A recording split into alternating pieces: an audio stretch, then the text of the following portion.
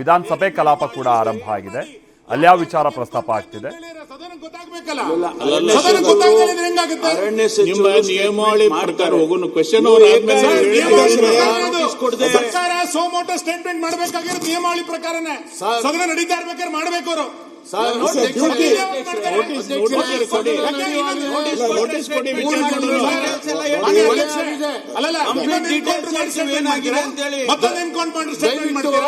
ನಿಯಮಾವಳಿಗಳನ್ನ ಸರ್ಕಾರಕ್ಕೆ ರೈತರ ಬದುಕಿನ ಬಗ್ಗೆ ಏನಾದ್ರು ಕಾಳಜಿ ಇದ್ದಿದ್ರೆ ನೀವು ಮೊದಲು ಸ್ಟೇಟ್ಮೆಂಟ್ ಮಾಡಬೇಕು. ಸ್ಟೇಟ್ಮೆಂಟ್ ಮಾಡದಲ್ಲಿ ಇರಕ್ಕಾಗಲ್ಲ ಸದನದಲ್ಲಿ. ಹಾಗಾದ್ರೆ ಮಾನ್ಯ ಪರಮೇಶ್ವರ್ ಅವರೇ, ಸರ್ಕಾರ ತಪ್ಪಿಸ್ಕೊಂಡು ಓಡೋಗ್ತಾ ಇದೆಯಾ? ಖಂಡಿತವಾಗಿ ರೈತರ ತಕ್ಷಣ ನೀವು ತಪ್ಪಿಸ್ಕೊಂಡು ಹೋಗುವಂತ ಕೆಲಸ ಏನೂ ಆಗಿಲ್ಲ. ಮತ್ತೆ ಇನ್ನೇನು ಕೊಟ್ರು ಸಾಯಿಸಿದ್ರಿ ನೀವು ರೈತರನ್ನ ಗುಂಡಿಟ್ಟು ಸಾಯಿಸಿದ್ರಿ. ಅದನ್ನ ರಾಜ್ಯ ಜನರಿಗೆ ಗೊತ್ತಾಗಬೇಕು.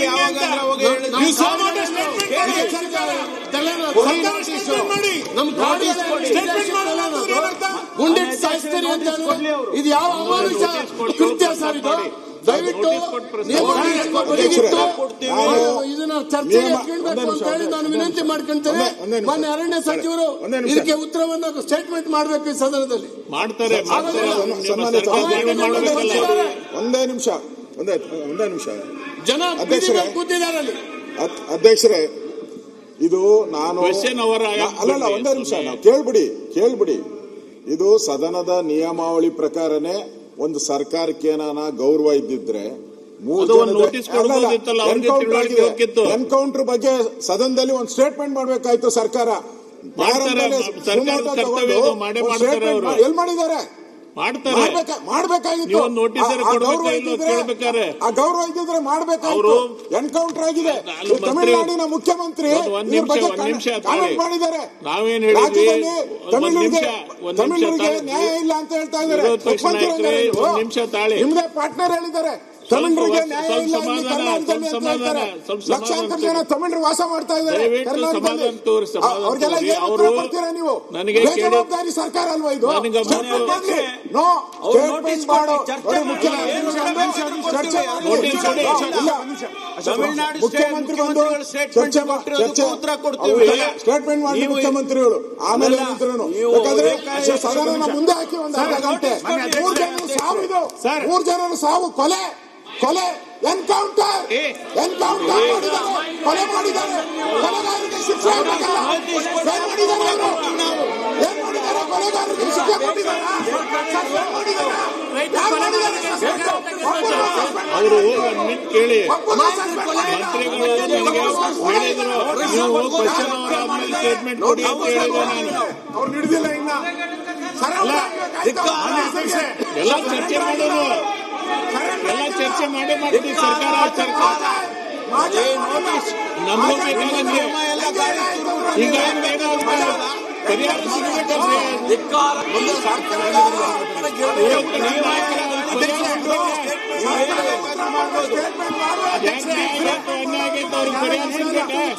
ಚರ್ಚೆ ಆದ್ರೂ ಸಿಗುತ್ತೆ.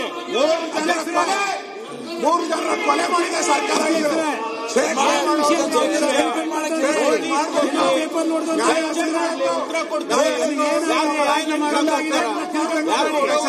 ಸ್ಟೇಟ್ಮೆಂಟ್ ಮಾಡಬೇಕಿದು.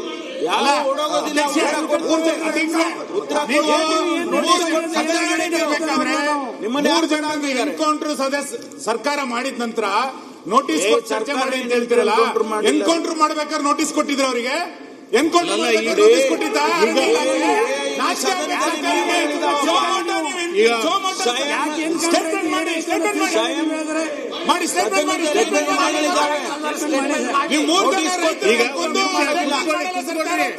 ಪ್ಲೀಸ್ ಕುಂದ್ರಿ. ಬಂದಾರ ಅರಣ್ಯ ಸಚಿವರು ಬಂದಿದ್ದಾರೆ. ಕುಂದ್ರಿ. ಬೆಳಿಗ್ಗೆ ನನ್ಗೆ ಫೋನ್ ಮಾಡಿದ್ದರು. ನಾನೇನ್ ಹೇಳಿದೆ, ಪ್ರತಿ ನಿಮ್ ಏನ್ ನಿಯಮ ಇರ್ತೈತಿ ಪ್ರಶ್ನಾವಳಿ ಆದ್ಮೇಲೆ ಮಾಡ್ರಿ ಅಂತಂದೆ. ಇಲ್ಲಿಕ್ಕೆ ಅವ್ರು ಮೊದ್ಲು ಬಂದ ಮಾಡ್ತೀನಿ ಅಂತ ಹೇಳಿದ್ರು ಅವ್ರು ಬೆಳಿಗ್ಗೆ. ವಿಷಯ ಇದು ಈಗ ಮಾಡ್ತಾರಲ್ಲ. ಮಾಡ್ಲಿ ಸ್ಟೇಟ್ಮೆಂಟ್ ಮಾಡ್ಲಿ ಅಶೋಕ್. ನಮ್ಮ ರಾಜ್ಯದ ಅರಣ್ಯ ವಿದೇಶಿ ನೆಲ ಅಲ್ಲ, ಅದು ನಮ್ಮ ದೇಶದ ನೆಲ. 3 ಜನ ಕೊಲೆ ಮಾಡುವ ಪರಿಸ್ಥಿತಿ ಏನಾಗಿದೆ, ಯಾಕಾಗಿದೆ, ಎನ್ಕ್ವೈರಿ ಕೊಟ್ಟಾರ, ಕೂತಿದ್ದಾರೆ. ಎಲ್ಲ ಮತ್ತೆ ಚರ್ಚೆ ಮಾಡಿ ಒಂದು ಏನಾರ ನ್ಯಾಯ ಸಿಗ್ಬೇಕಾದ್ರೆ ಚರ್ಚೆ ಆಗ್ಬೇಕು. ಅಧ್ಯಕ್ಷರೇ, ಇದು ಸಾಯಿಸ್ತೀರಿ. ಒಂದೇ ನಿಮಿಷ ರೆಡ್ಡಿ ಅವರೇ, ಒಂದೇ ನಿಮಿಷ ರೆಡ್ಡಿ ಅವರೇ, ಇದು ಬರೀ ಕರ್ನಾಟಕಕ್ಕೆ ಸಂಬಂಧ ಸೀಮಿತ ಆಗಿಲ್ಲ. ಈಗ ತಮಿಳುನಾಡಿಗೆ ಹೋಗಿದೆ, ಅಲ್ಲಿನ ಡಿಎಂಕೆ ಅಲ್ಲಿನ ಮುಖ್ಯಮಂತ್ರಿ ನಮ್ಮ ರಾಜ್ಯದ ಬಗ್ಗೆ ಅವಹೇಳನಕಾರಿ ಮಾತು ಆಡಿದ್ದಾರೆ, ಖಂಡನೀಯ ಅಂತ ಹೇಳಿದ್ದಾರೆ. ಕರ್ನಾಟಕ ಸರ್ಕಾರನ ಖಂಡನೀಯ ಅಂತ ಹೇಳಿದ್ದಾರೆ. ಇಷ್ಟು ಹೇಳಿದ ಮೇಲೂ ಈ ಸರ್ಕಾರಕ್ಕೆ ಸ್ಟೇಟ್ಮೆಂಟ್ ಮಾಡಬೇಕು ಅಂತ ಜ್ಞಾನ ಇಲ್ಲಲ್ವಾ? ಮಾಡ್ಲಿ, ಅವ್ರು ಸ್ಟೇಟ್ಮೆಂಟ್ ಮಾಡ್ಲಿ. ಅಧ್ಯಕ್ಷರೇ, ನೀವು ನಾನು ರಾತ್ರಿಯೇ ನಿಮ್ಮ ಹತ್ರ ಮಾತಾಡಿದೆ, ನಾನು ಎಲ್ಲ ರೆಡಿ ಆಗಿರ್ತೇನೆ, ಬೆಳಿಗ್ಗೆ ಸ್ಟೇಟ್ಮೆಂಟ್ ಮಾಡ್ತೀನಿ ಅಂತ ಹೇಳಿದ್ದೆ. ನನಗೆ ಅಪ್ಪರ್ ಹೌಸ್ ಡ್ಯೂಟಿ ಇತ್ತು, ಅಲ್ಲಿಗೆ ಹೋಗಿದ್ದೆ. ಆದ್ರೆ ಈ ರೀತಿ ಮಾತಾಡಿದ್ರೆ ಹೇಗೆ? ನಾವು ರೆಡಿ ಇದ್ದೀವಿ, ಮತ್ತೆ ಯಾಕೆ ಹಂಗೆ ಮಾತಾಡ್ತೀವಿ? ಅವ್ರಿಗೆ ಹೇಳ್ಬೇಕಲ್ಲ.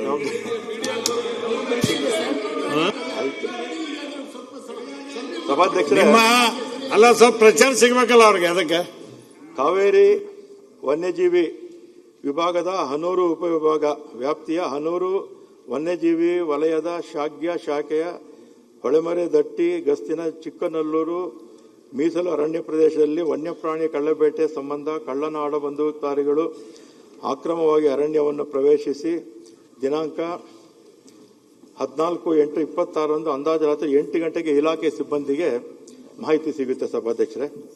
ಆಮೇಲೆ ಸದರಿ ಮಾಹಿತಿಯ ಮೇರೆಗೆ ಅರಣ್ಯ ಸಿಬ್ಬಂದಿಗಳು ಕೂಡಲೇ 2 ತಂಡಗಳಾಗಿ ಹನೂರು ವನ್ಯಜೀವಿ ಉಪವಿಭಾಗ ವ್ಯಾಪ್ತಿಯ ಇಲಾಖಾ ವಾಹನಗಳಾದ KA 04 G2052 ಮತ್ತು KA 010 G0684 ಸದರಿ ಅರಣ್ಯ ಪ್ರದೇಶದ ಸುತ್ತಮುತ್ತ ಕಾರ್ಯಾಚರಣೆ ನಡೆಸಲು ಪ್ರಾರಂಭಿಸಿದ್ದು, ಗೋಮಡಿಯನಹಳ್ಳಿ ಅರಣ್ಯ ಪ್ರದೇಶದಲ್ಲಿ ಕೆಲವು ಟಾರ್ಚ್ ಬೆಳಕಿನ ಸಹಾಯದಿಂದ ಏನನ್ನು ಹುಡುಕುತ್ತು ಕಂಡುಬರುತ್ತದೆ.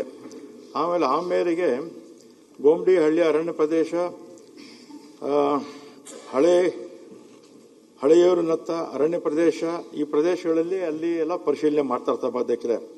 ನಂತರ ಎಲ್ಲ ಸಿಬ್ಬಂದಿಗಳು ಕೊನೆಯದಾಗಿ ಸೀರನಮಡ ಅರಣ್ಯ ಪ್ರದೇಶದಲ್ಲಿ ಟಾರ್ಚ್ ಬೆಳಕು ಕಂಡು ಬಂದಿರುವುದರಿಂದ ಸದರಿ ಪ್ರದೇಶವು ಸ್ಪಷ್ಟವಾಗಿ ಕಾಣುವಂತಹ ಕೆರಡಿಕಲ್ಲು ಒಡ್ಡು ಎತ್ತರದ ಅರಣ್ಯ ಪ್ರದೇಶದಲ್ಲಿ ವೀಕ್ಷಿಸುವ ಸಲುವಾಗಿ ಬೆಳಗಿನ ಜಾವ ಅಂದಾಜು 5 ಗಂಟೆ ಸಿಬ್ಬಂದಿಗೆ ತೆರಳಿರುತ್ತಾರೆ ಸಭಾಧ್ಯಕ್ಷರೇ.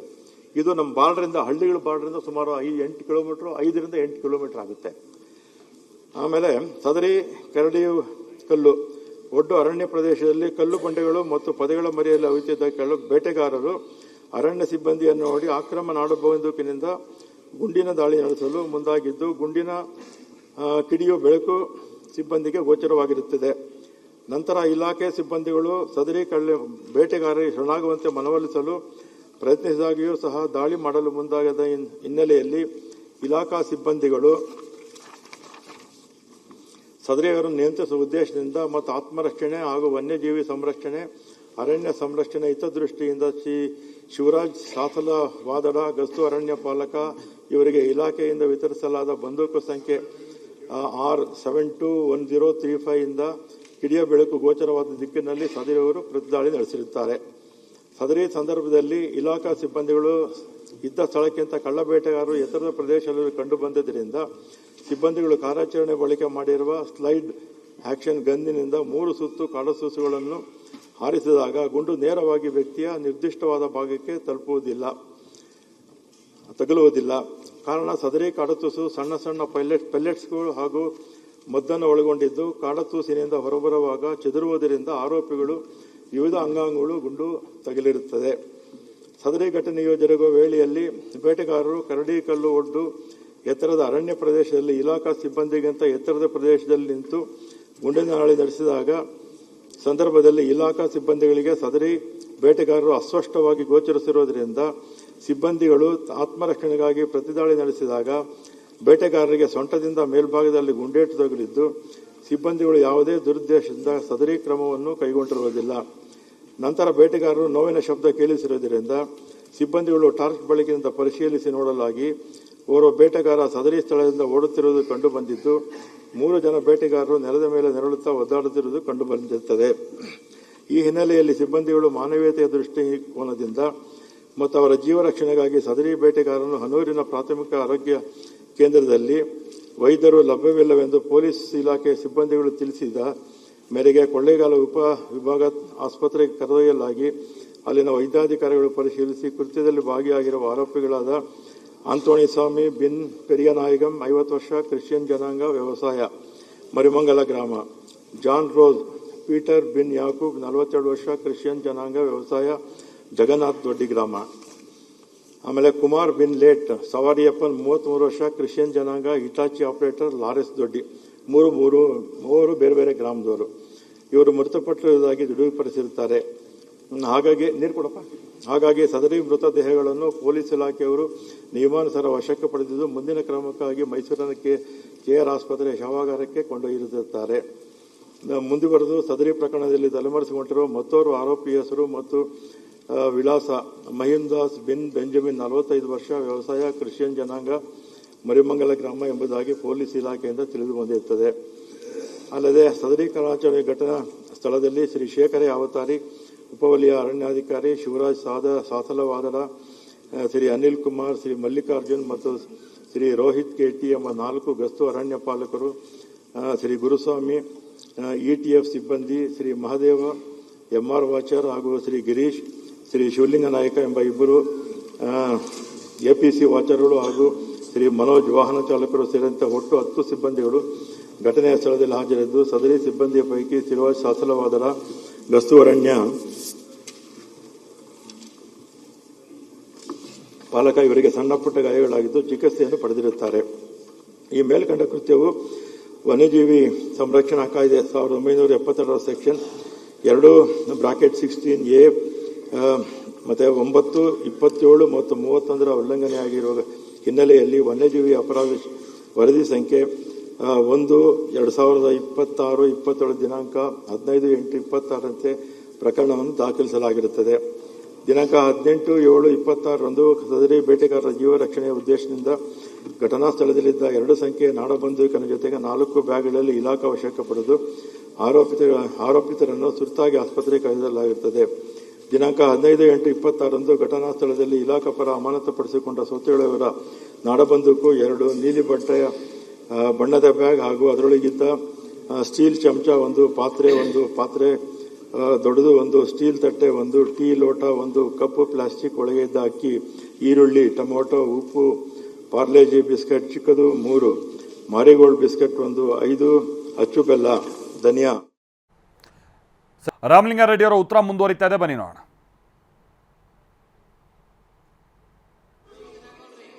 ಸದರಿ ಮಾಂಸವನ್ನು ಇಲಾಖೆಯ ಸಿಬ್ಬಂದಿಗಳು ಘಟನಾ ಸ್ಥಳದಲ್ಲಿ ಸಂರಕ್ಷಿಸಿರುತ್ತಾರೆ. ದಿನಾಂಕ 16/8/26ರಂದು ಘಟನಾ ಸ್ಥಳದಲ್ಲಿ ಇಲಾಖಾ ಪರ ಅಮಾನತುಪಡಿಸಿಕೊಂಡ ಸ್ವತ್ತುಗಳು ವಿವರ: 4 ಜೊತೆ ಪ್ಯಾರಾಗಾನ್ ಹವಾಯಿ ಚಪ್ಪಲಿಗಳು, 2 ಲೀಟರ್ ನೀಲಿ ಕ್ಯಾಪ್ ಹೊಂದಿರುವ ಮೆರಿಂಡಾ ಪ್ಲಾಸ್ಟಿಕ್ ಬಾಟಲ್ಗಳು, ಅಂದಾಜು 1/4 ಲೀಟರ್ ನೀರು ಮತ್ತು 2 ಲೀಟರ್ಗಳಲ್ಲಿ 2 ಚೀಲಗಳಲ್ಲಿ ತುಂಬಿದ 20 ರಿಂದ 30 ಕೆಜಿ ವನ್ಯಪ್ರಾಣಿ ಮಾಂಸ. ಅಲ್ಲದೆ ಮೇಲ್ಕಂಡ ಪ್ರಕರಣದಲ್ಲಿ ಆರೋಪಿಗಳಾದ ಆಂಟೋನಿ ಸ್ವಾಮಿ ಬಿನ್ ಪೆರಿಯಸ್ವಾಮಿ 50 ವರ್ಷ, ಕ್ರಿಶ್ಚಿಯನ್ ಜನಾಂಗ, ಇದು ಆಗಲೇ ಹೇಳಿದ್ದೀನಿ. ಘಟನಾ ಸ್ಥಳವು ಅರಣ್ಯ ಇಲಾಖೆಯಿಂದ ಸುಮಾರು 5 ರಿಂದ 8 ಕಿಲೋಮೀಟರ್ ಸುತ್ತಾಡಿದ್ದಾರೆ. ನಮ್ಮ ಇದ್ರ ಪ್ರಕಾರ ನಮ್ಮ ಪೊಲೀಸ್ ಇಲಾಖೆ ಮತ್ತು ನಮ್ಮ ಇಲಾಖೆಯಿಂದ ಮಾಹಿತಿ ತಗೊಂಡ್ಮೇಲೆ ಅವರ ಫೋನ್ ಇದ್ರ ಮೇಲೆ ಇದು ಮಾಡಿದ್ದಾರೆ. ಇದನ್ನು ಪರಿಶೀಲಿಸಿದಾಗ ಸದರಿ ಆರೋಪಿತರ ಸಂಬಂಧಿಕರು ಮಾಧ್ಯಮಗಳಲ್ಲಿ ತಿಳಿಸಿದಂತೆ ಕಳೆದು ಹೋದ ದನಗಳನ್ನು ಹುಡುಕಿಕೊಂಡು ಹೋಗಿರುವಂತೆ ಕಂಡುಬರುವುದಿಲ್ಲ. ಅಲ್ಲದೆ ಸದರಿಯವರ ದನಗಳು ಕಳೆದು ಹೋಗಿರುವ ಬಗ್ಗೆ ಇಲಾಖೆಯಲ್ಲಿ ಯಾವುದೇ ಲಿಖಿತವಾದ ಅಥವಾ ಮೌಖಿಕ ದೂರನ್ನು ನೀಡಿರುವುದಿಲ್ಲ ಹಾಗೂ ಅರಣ್ಯ ಪ್ರದೇಶಗಳಲ್ಲಿ ಯಾವುದೇ ದನಗಳು ಸತ್ತಿರುವುದು ಕಂಡುಬರುವುದಿಲ್ಲ. ಮುಂದುವರೆದು ಸದರಿ ಆರೋಪಿಗಳ ದನಗಳು ಕಾಣೆಯಾಗಿದ್ದಲ್ಲಿ ಸಂಬಂಧಿತ ವಲಯ ಅಧಿಕಾರಿಗಳಿಗೆ ಪ್ರಾಥಮಿಕ ಮಾಹಿತಿ ನೀಡಿ ಅನುಮತಿಯನ್ನು ಪಡೆದು ಅರಣ್ಯ ಪ್ರದೇಶದಲ್ಲಿ ಹುಡುಕಾಟ ನಡೆಸಬೇಕಾಗುತ್ತದೆ. ಆದರೆ ಸದರಿ ಆರೋಪಿತರು ಯಾವುದೇ ಅನುಮತಿ ಇಲ್ಲದೆ ಮೀಸಲು ಅರಣ್ಯ ಪ್ರದೇಶದಲ್ಲಿ ಶಸ್ತ್ರಾಸ್ತ್ರಧಾರಿಗಳಾಗಿ ಪ್ರವೇಶಿಸಿರುವುದನ್ನು ಗಮನಿಸಿದಾಗ ಬೇಟೆಯನ್ನು ಹೊರತುಪಡಿಸಿ ಯಾವುದೇ ಸದುದ್ದೇಶ ಕಾಡಿನೊಳಗೆ ಪ್ರವೇಶಿಸಿರುವುದು ಕಂಡುಬರುವುದಿಲ್ಲ. ಮುಂದುವರೆದು ಸದರಿ ಪ್ರಕರಣದಲ್ಲಿ ಭಾಗಿಯಾಗಿರುವ ಬೇಟೆಗಾರರು ಬೇರೆ ಯಾವುದೇ ಇಲಾಖಾ ಪ್ರಕರಣಗಳಲ್ಲಿ ಪಾಲ್ಗೊಂಡಿರುತ್ತಾರೆ ಎಂಬುದರ ಬಗ್ಗೆ ಪರಿಶೀಲಿಸಿ ಆಂಟೋನಿ ಸಾಮ್ ಇವರು ಅರಣ್ಯ ಅಪರಾಧ ಪ್ರಕರಣದಲ್ಲಿ ಭಾಗಿಯಾಗಿರುವ ಬಗ್ಗೆ ಯಾವುದೇ ಮಾಹಿತಿ ಇಲ್ಲ. ಇವರ ಕುಟುಂಬದ ಮತ್ತೋರ್ವ ಸದಸ್ಯರಾದ ಪೀಟರ್ ಥೂಮಸ್ ಬಿನ್ ಪೆರೆನಾಯಗಂ ಇವರ ಮೇಲೆ ಹನೂರು ವನ್ಯಜೀವಿ ವಲಯದ ಶಾಖೆಯ ಬೇಟೆಗಾರನಾಗಿದ್ದ ಅರಣ್ಯ ಗಸ್ತಿನ ಬಳಿ ಅನುಮಾನಾಸ್ಪದವಾಗಿ ಓಡಾಡುತ್ತಿರುವ ಹಿನ್ನೆಲೆಯಲ್ಲಿ ಸದರಿಯವರ ಬಳಿಯಿದ್ದ ನಾಡು ಬಂದೂಕು ಮತ್ತು ಮದ್ದುಗುಂಡನ್ನು ತುಂಬಿರುವ ಬ್ಯಾಗ್ ಅನ್ನು ವಶಪಡಿಸಿಕೊಂಡಿದ್ದು ಯಾವುದೇ ಅನುಮತಿ ಇಲ್ಲದೆ ಅಕ್ರಮವಾಗಿ ಬಂದೂಕು ಮತ್ತು ಮದ್ದುಗುಂಡುಗಳನ್ನು ಇಟ್ಟುಕೊಂಡಿರುವುದು ಕಾನೂನು ವಿರುದ್ಧ ಚಟುವಟಿಕೆ ಆಗಿರುವುದರಿಂದ ಹನೂರು ಪೊಲೀಸ್ ಠಾಣೆಯ ವ್ಯಾಪ್ತಿಯಲ್ಲಿ ಮೊಕದ್ದಮೆ 135/26ರಂತೆ ಪ್ರಕರಣವನ್ನು ದಾಖಲಿಸಿರುವುದು ತಿಳಿದು ಬಂದಿರುತ್ತದೆ. ಅಲ್ಲದೆ ಮೇಲ್ಕಂಡೆ ಪ್ರಕರಣದ ಮತ್ತೊಬ್ಬ ಆರೋಪಿಯಾದ ಮಹೀಮ್ ದಾಸ್ ಬಿನ್ ಬೆಂಜಮಿನ್ 45 ವ್ಯವಸಾಯ ಕ್ರಿಶ್ಚಿಯನ್ ಜನಾಂಗ ಮರಿಯ ಮಂಗಲ ಗ್ರಾಮ ಇವರದು ಹನೂರು ವನ್ಯಜೀವಿ ವಲಯದಲ್ಲಿ ವನ್ಯಜೀವಿ ಸಂರಕ್ಷಣೆ ಕಾಯ್ದೆ ಪ್ರಕಾರ ಅರಣ್ಯ ಮೊಕದ್ದಮೆ 1-20-20-20-21 ದಿನಾಂಕ 5/6/20ರಂತೆ ದಾಖಲೆ ಹೆಸರು ದೃಢಪಟ್ಟಿರುತ್ತದೆ.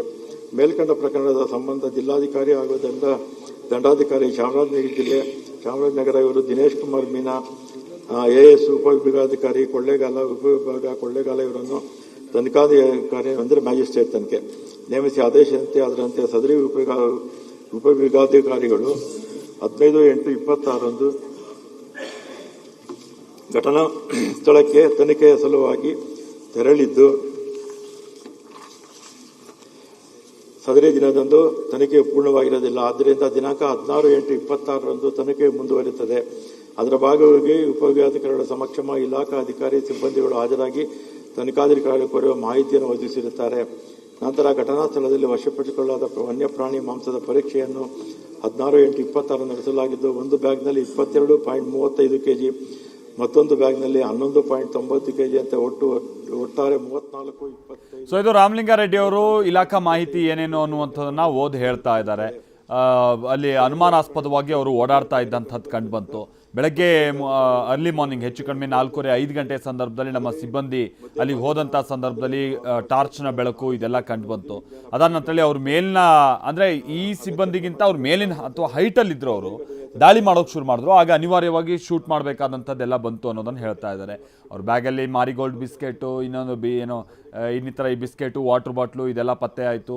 ಆಮೇಲೆ ಅವ್ರು ಹೇಳೋ ಹಾಗೆ ಅಥವಾ ಅವ್ರ ಕುಟುಂಬಸ್ಥರೆಲ್ಲ ಹೇಳ್ತಾ ಇದ್ರಲ್ಲ ಏನು ಇವರು ದನ ಕಳೆದು ಹೋಗಿತ್ತು ಅಂತ ಹುಡ್ಕಕ್ಕೆ ಹೋದವರು ಅಂತ. ಬಟ್ ಆ ಥರದ್ದು ಏನು ದನ ಕಳೆದೋಗಿರೋದು ಮತ್ತೊಂದು ಇರಲಿಲ್ಲ. ಅಂಥದ್ದೇನಾದ್ರು ಹುಡ್ಕಕ್ಕೆ ಹೋಗಿದ್ದಾಗಿದ್ದರೆ ದನ ನಮ್ದು ಕಳೆದೋಗಿದೆ ಅಂತ ಮೊದಲಿಗೆ ಅವರು ಫಾರೆಸ್ಟ್ ಅಫಿಷಿಯಲ್ಸಿಗೆ ಹೇಳಿ ಆನಂತರದಲ್ಲಿ ಅವ್ರು ಕಾಡಿಗೆ ಹೋಗಬೇಕಿತ್ತಂತೆ. ಸೊ ಇದನ್ನೆಲ್ಲ ಈಗ ಸಚಿವರು ಹೇಳ್ತಾ ಇದ್ದಾರೆ. ಬಟ್ ಇದೆಲ್ಲ ಹೌದು, ಅಕಸ್ಮಾತ್ ಅವರು ಶಿಕಾರಿ ಮಾಡೋಕ್ಕೆ ಹೋಗಿದ್ದೆ ಅನ್ನುವಂಥದ್ದಾಗಲಿ ಸಾರ್ವಜನಿಕ ವಲಯದಲ್ಲಿ ಮೂಡ್ತಾ ಇರುವಂಥ ಪ್ರಶ್ನೆ ಇದೆ, ರೈತರು ಕೇಳ್ತಾ ಇರುವಂಥ ಪ್ರಶ್ನೆ ಇದೆ. ನಿನ್ನೆ ಪ್ರತಿಭಟನೆ ಮಾಡ್ತಾ ಇದ್ದಂಥ ರೈತರು ಅಲ್ಲಿ ಆ ಸಂಘಟನೆಗಳು ಹೇಳ್ತಾ ಇದ್ದಂಥದ್ದು ಕೂಡ ಅದನ್ನೇ. ಆಯ್ತಪ್ಪ ಅವ್ರು ಶಿಕಾರಿನೇ ಮಾಡಿದ್ದಾರೆ, ಶಿಕಾರಿನೇ ಆಗಲಿ, ಹೋಗಿ ಹಂಗಂತ ಅವ್ರನ್ನ ಹೋಗಿ ಶೂಟ್ ಮಾಡಿ ಕೊಂದಾಕ್ಬಿಡೋದಾ? ಅದು ಆಯ್ತಪ್ಪ, ಒಂದು ಶೂಟ್ ಮಾಡೋಕ್ಕೊಂದು ರೀತಿ ನೀತಿ ಇಲ್ವಾ ಹೆದರ್ಸೋಕ್ಕೆ? ಅಕಸ್ಮಾತ್ ಇವ್ರ ಮೇಲೆ ಅಟ್ಯಾಕ್ ಆದಂಥ ಸಂದರ್ಭದಲ್ಲಿ ಕಾಲಿಗೆ ಏನಾದರೂ ಗುಂಡು ಹೊಡೆದು ಅದಾದ ನಂತರದಲ್ಲಿ ಉಳಿದಂಥವ್ರು ಭಯ ಬೀಳ್ತಾ ಇದ್ರು, ಅವ್ರನ್ನ ವಶಕ್ಕೆ ಪಡೆಯೋಕ್ಕೆ ಅವಕಾಶ ಇತ್ತು. ಬೇರೆ ಬೇರೆ ಸಂದರ್ಭದಲ್ಲಿ ನಾವು ನೋಡ್ತಾ ಇರ್ತೀವಲ್ಲ, ಅಫಿಷಿಯಲ್ಸ್ ನಿಂತ್ಕೊಂಡಿರ್ತಾರೆ, ಈ ಕಳ್ಳ ಶಿಕಾರಿ ಮಾಡುವಂಥವ್ರು ಕೆಳಗಡೆ ಕೂತಿರ್ತಾರೆ, ಅವ್ರ ಹತ್ರ ಒಂದು ಫೋಟೋ ಕ್ಲಿಕ್ ಮಾಡಿ ಅವ್ರಿಗೆ ಏನೇನು ಕಾನೂನು ಕ್ರಮ ಆಗಬೇಕು ಅದು ಒಂದು ಪ್ರೋಸೆಸ್, ಅದು ಒಂದು ಪ್ರೊಸೀಜರ್. ಅದು ಬಿಟ್ಟು ನೇರ ಹಿಂಗೆ ಕೊಂದಾಕುವಷ್ಟರ ಮಟ್ಟಿಗೆ ನಿಮ್ಮ ವರ್ತನೆ ಮುಂದುವರಿಯುತ್ತೆ ಅಂತ ಅಂದರೆ ಎಲ್ಲಿಗೆ ತಗೊಂಡು ಹೋಗ್ತಾ ಇದ್ದೀರಾ ನೀವು ಕಾನೂನಿನ ಹೆಸರಲ್ಲಿ ಅಂತ ಹೇಳ್ಕೊಂಡು ಈಗ ಬರ್ತಾ ಇರುವಂಥದ್ದು ಪ್ರಶ್ನೆ ಇದು. ಆಮೇಲೆ ಇನ್ನೊಂದು ವಿಚಾರ ಎಗೈನ್ ಹೇಳಬೇಕು ಅಂತಂದರೆ, ಎಸ್ಪೆಷಲಿ ಚಾಮರಾಜನಗರದ ವಿಚಾರವಾಗಿ ಹೇಳಬೇಕು ಅಂತ ಅಂದರೆ, ಆಯಾ ಭಾಗದ ರೈತರು ಆಮೇಲೆ ಬೇರೆ ಬೇರೆ ಸಂಘಟನೆಗಳಿಗೆ ಸಂಬಂಧಪಟ್ಟ ಹಾಗಿನ ಮಂದಿ ಎಲ್ಲ ಈ ಅವ್ರ ಮೇಲೆ ಭಾಳ ಸಮಸ್ಯೆ ಆಗ್ತಾ ಇದ್ದಂಥ ಆನೆಯ ಹಾವಳಿ, ಹುಲಿ ಅಟ್ಯಾಕ್ನಿಂದಾಗಿ ಭಾಳ ಮಂದಿ ಅಲ್ಲಿ ಪ್ರಾಣ ಕಳ್ಕೊಂಡಿದ್ದಾರೆ. ಸೊ ಇಂಥ ಟೈಮ್ನಲ್ಲೆಲ್ಲ ಅವರು ಈ ಥರ ರೊಚ್ಚಿಗೇಳದೆ ರಸ್ತೆಗೆ ಬರದೆ ಅರಣ್ಯ ಇಲಾಖೆಯ ಜೊತೆಗೆ ಅವರು ಸ್ವಲ್ಪ ಇರೋದ್ರಲ್ಲಿ ಸುಧಾರಿಸ್ಕೊಂಡು ಹೋಗ್ತಾನೆ ಅಲ್ಲಿ ಕೆಲಸ ಕಾರ್ಯಚಟುವಟಿಕೆಗಳು ನಡೀತಾ ಇದೆ. ಅರಣ್ಯ ಇಲಾಖೆಯೂ ಕೂಡ ಅಲ್ಲಿನ ಜನರನ್ನ ವಿಶ್ವಾಸದಲ್ಲಿ ಇಟ್ಕೊಂಡು ಕಾರ್ಯಚಟುವಟಿಕೆ ಮಾಡೋದೇ ಅತಿ ಮುಖ್ಯ.